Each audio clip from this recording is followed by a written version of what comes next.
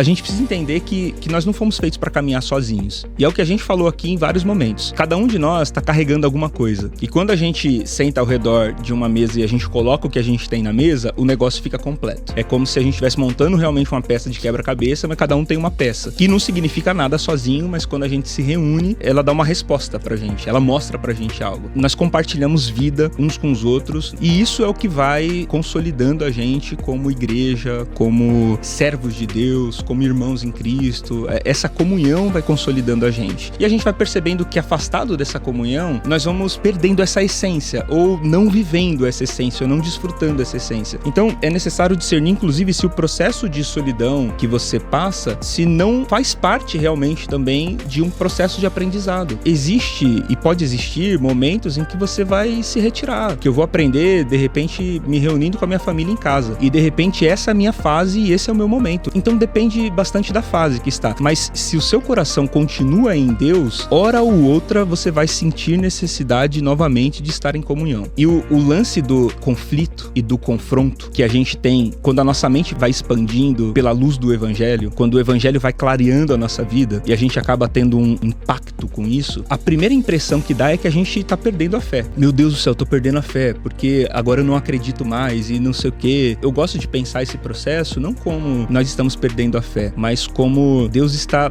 nos limpando de crenças que nós tínhamos para que, livre das crenças, finalmente possamos viver a fé. Porque as nossas crenças nos impedem de viver a fé. Porque a gente passa a acreditar em tanta coisa e a gente acaba perdendo a sensibilidade da fé verdadeira, do que é de verdade, do que é de fato. Então, quando a gente começa a entrar nesse processo em que as coisas vão perdendo sentido, vão perdendo significado, na verdade, essa perda de significado é Deus nos significando para aquilo que realmente faz sentido. É um processo em que Deus mata as nossas crenças. E a gente às vezes pensa até que é o diabo que tá agindo. Não, é o diabo que tá botando dúvida na minha cabeça, é o diabo que tá não sei o que, é o diabo.